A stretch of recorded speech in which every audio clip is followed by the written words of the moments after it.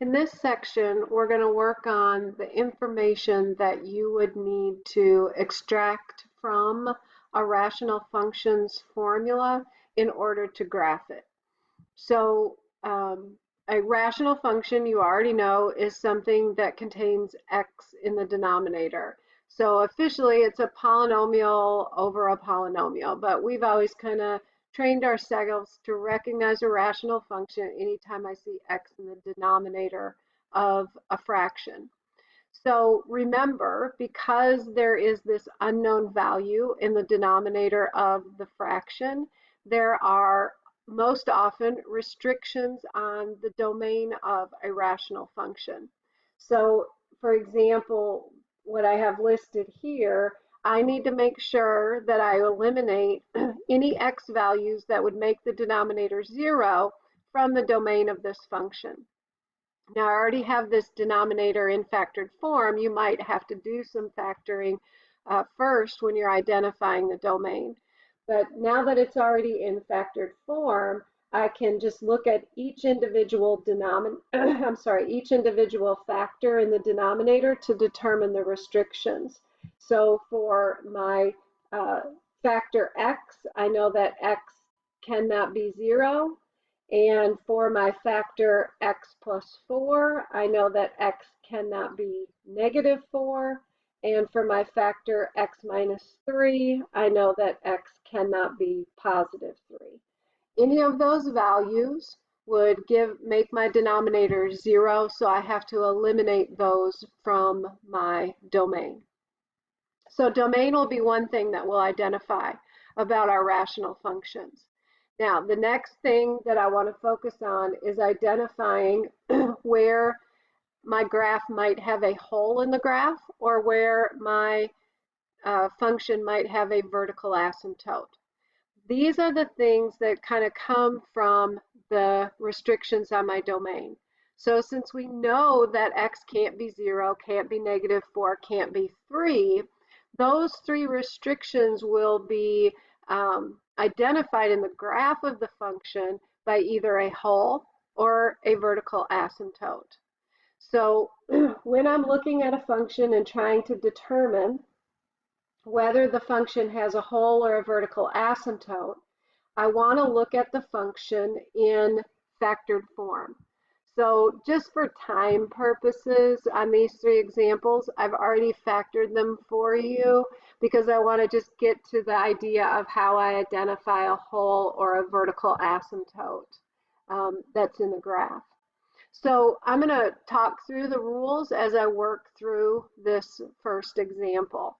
So on this first example where we've got x plus 1 times x minus 2 all over x plus 2, x minus 2. The first thing that I want to do when I'm looking at the factored form of the rational function is to identify or locate, pay attention to any factors that are repeated factors in the numerator and the denominator. So when I compare the numerator to the denominator of this function, I notice that there is an x minus 2 both in the numerator and in the denominator. For any repeated factor, so for any common factors of the numerator and the denominator, that is the existence of a hole in the graph. So once I have it factored, I first want to identify any holes in the graph. And because there is this one repeated factor of x minus 2, I will have a hole in the graph at x equal to 2. To find the value of x, just set the repeated factor equal to 0. So if I set x minus 2 equal to 0 and solve for x, that's where I'm getting my 2 from. Now, a hole, when I draw the hole on my graph, will actually be like an open point that I plot. So when I figure out where the hole is, I am going to want to figure out where I will plot that open point. So I need the y value that goes with that, and we'll get to that in just a second. Okay, So I've identified the common factor x minus 2, therefore there is a whole at x equal to 2. Now the next thing that I want to do is I want to simplify this factored form of the function and see what I get. In other words, my x minus 2 were common factors, so I'm going to divide those out. And what I end up with is now a simplified version of that function, x plus 1 over x plus 2. Now I'm going to use that simplified version of the function for the rest of this information. I'm going to use it to find the y value where my hole is, and I'm going to use it to identify any vertical asymptotes. So if we finish out the y value for the hole, I'm just going to plug that 2 in for x into that x plus 1 over x plus 2. So if I plug 2 into my numerator, 2 plus 1 is 3. And if I plug 2 into the denominator, 2 plus 2 is 4. So the y value for my hole is 3/4. So I would, when I get to the graphing, plot an open point at 2, 3/4. Now for the vertical asymptote, I'm going to identify my vertical asymptote by the denominator of this reduced version, and any value that makes that denominator 0 will be a vertical asymptote. So my vertical asymptote is x equal to -2, and that's the way that I leave the notation for a vertical asymptote. A vertical asymptote should be written as x equals a number because it's going to end up being a vertical dotted line in my graph that passes through -2. And you saw these when we did transformations of functions before, so you've seen what those vertical asymptotes look like. We just haven't had to draw them before from scratch. So that's all I want to do on these 3 examples is identify where the hole exists and identify where the vertical asymptote exists. So let's take a look at example number 2. Now, again, I've already got number 2 factored for you. You may have to do the factoring yourself if the function isn't factored. But the first thing that I notice is that I do not have any common factors in the numerator and the denominator. So my factors are 5x minus 2 on top, and on the bottom I've got x and x plus 2. So there are no common factors, no repeated factors. So what that tells me is that for this graph, there are no holes in the graph at all. But there is a vertical asymptote. And I get the vertical asymptote from the values that make the denominator 0. Same way you would look for the domain. So when I look at my factored form of my denominator, I know that I have vertical asymptotes at 0. That comes from that factor. And there is also a vertical asymptote at -2, and that comes from the factor x plus 2. So each one of those are producing vertical asymptotes as opposed to holes because those factors do not appear in the numerator at all. And again, vertical asymptotes get written as equations, so that's the way that I would leave my answer. Okay, so let's take a look at one more example. Again, it's already factored. So the first thing that I want to do is look at the factored version of my function and see if I see any repeated factors, numerator to denominator. So I notice that I have an x minus 5 in the numerator, and I have an x minus 5 in the denominator.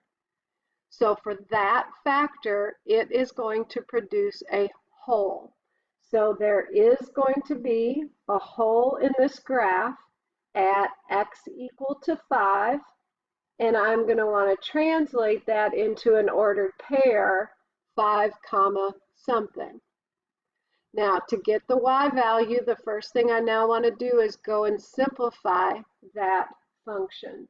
So to simplify it, I'm going to divide out those x minus 5s, leaving me an x plus 1 over an x plus 2.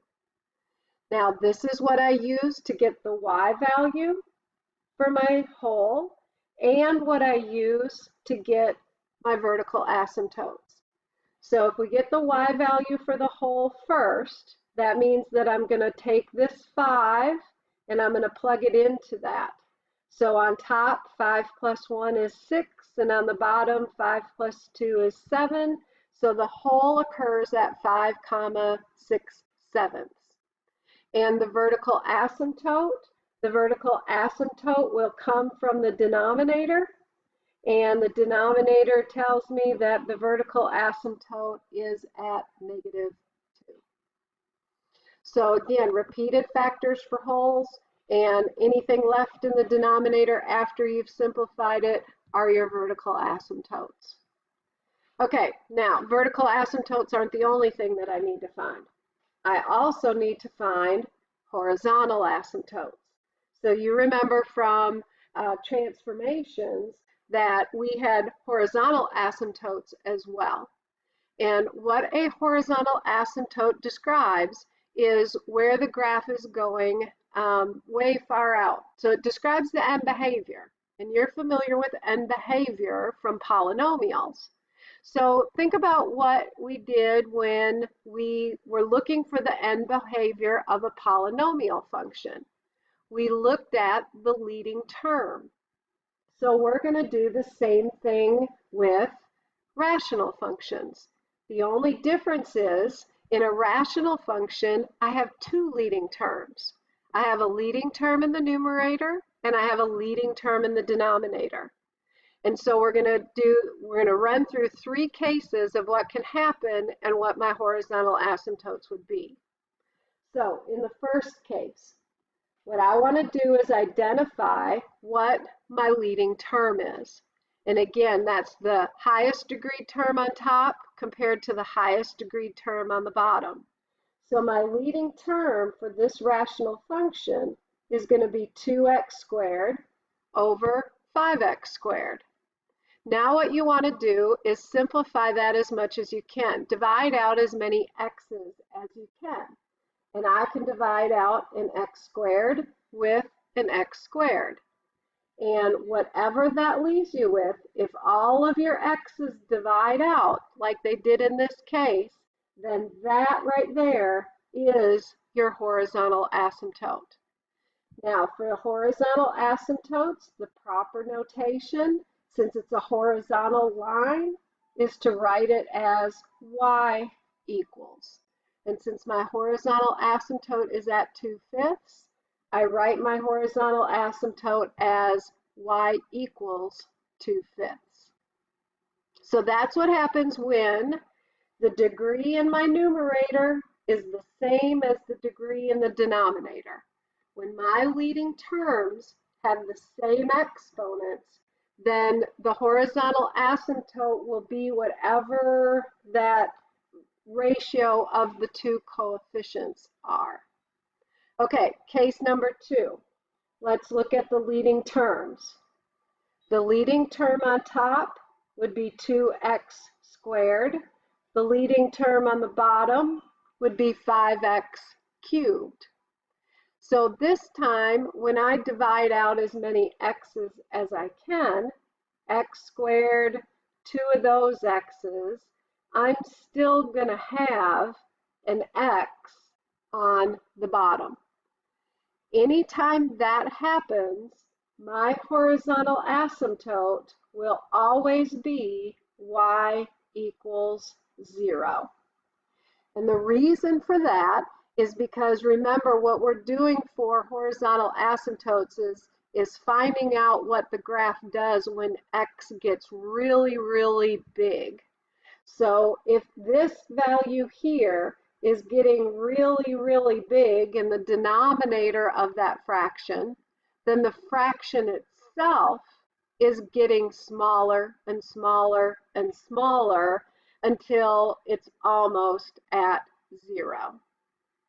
So the rule to remember is if I have a higher power in the leading term on the bottom, than I do on the top, then the horizontal asymptote will always be 0.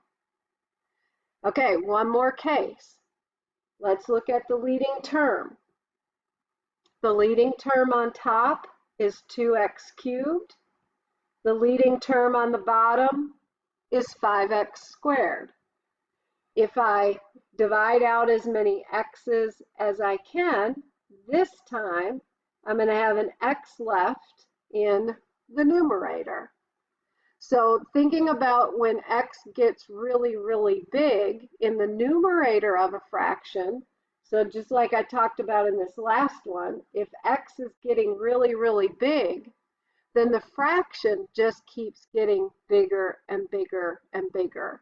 And when that happens, there is no horizontal asymptote at all, because it's never going to level out. So I don't need that horizontal line, that imaginary horizontal line, to describe my end behavior, because the end of the curve is just going to be going either straight up, or in the negative case, it's going to go straight down.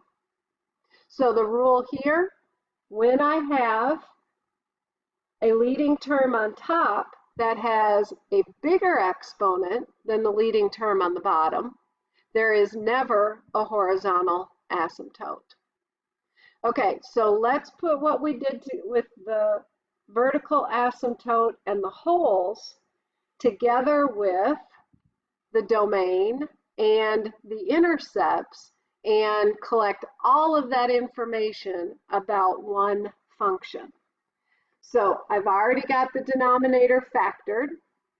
So we're going to just go and start pulling out the information that we want. So the first thing that we're asked for is the domain. So remember that the domain, to find this, you're always just going to set the denominator equal to 0 and solve for x. So now remember, when you do that, you want to list the x values as restrictions. So my two factors in my denominator, x plus 2 and x minus 2, are going to give me restrictions of -2 and +2. So my domain is any number except for -2 and +2. Okay, holes. Now, to find holes, remember what you're looking for here is you're looking for a common factor for the numerator and the denominator. And in the numerator and the denominator, I do not see a factor that's the same. I have a 1 minus 2x on top, and I have an x plus 2 and an x minus 2 on the bottom. So no common factors means there are no holes in the graph. Now, vertical asymptote. Because there were no common factors, because there were no holes, the vertical asymptotes are going to come from the denominator equaling 0. So we've already done that. There was no simplifying to do. So we already know that my vertical asymptotes are going to be -2 and +2. Now notice the difference between those two notations. In the domain, you are restricting that value, so that's why they're not equal to. But in the vertical asymptote, you're actually saying there is this imaginary vertical line, and it is located at x equal to -2 and x equal to 2. So be diligent with your notations. Okay, horizontal asymptote. What I want to do is compare my leading terms. So remember, for a horizontal asymptote, you're looking at those leading terms. So my leading term on top, the term with the highest power on x, is -2x. And on the bottom, remember, just like we had to do with polynomials, you have to picture what it would look like if you multiplied it out. And if I multiplied those two x's together, my leading term would be x squared. So now is the time to remember the rule that if I have more x's on the bottom than I do on the top, when I compare these leading terms, the horizontal asymptote is 0. Okay, x-intercept and y-intercept, those are the same no matter what kind of function you're working with. For an x-intercept, I want to set the function equal to 0. So I want to set the whole formula of that function equal to 0 and solve for x. So that means that I am going to take my 1 minus 2x over x plus 2x minus 2, and I'm going to set that equal to 0. And now remember how you solve rational functions. To solve rational functions, I multiply everything on both sides by that denominator. So when I do that, look at what happens. They will cancel out on the left, leaving me 1 minus 2x. And on the right-hand side, since you're multiplying by 0, you just get 0. So this is going to happen every time I find x-intercepts for a rational function. So a little shortcut is when I set a rational function equal to 0 to find an x-intercept, what I really need to do is just set the numerator equal to 0 and solve for x. So I'm going to subtract 1, divide by -2, and there's my x-intercept at 1/2, 0. Now, for the y-intercept. For a y-intercept, we do what we always do, which is let x equal 0. So everywhere I see an x in the original function, I'm going to let it be 0, and then it's just arithmetic. So on top, I'm going to get 1. On the bottom, I'm going to get 2 times -2. So my y-intercept is located at 0, -1/4. Now, I have 2 more examples that I want to do, but what I'm going to do is I'm going to stop the video right now and give you a chance to try and do number 5 and number 6 on your own, just like I would do in class. Once I do an example, I usually have you try one. And then I'm going to come back in a second video and work through these 2 examples so you can check your own work.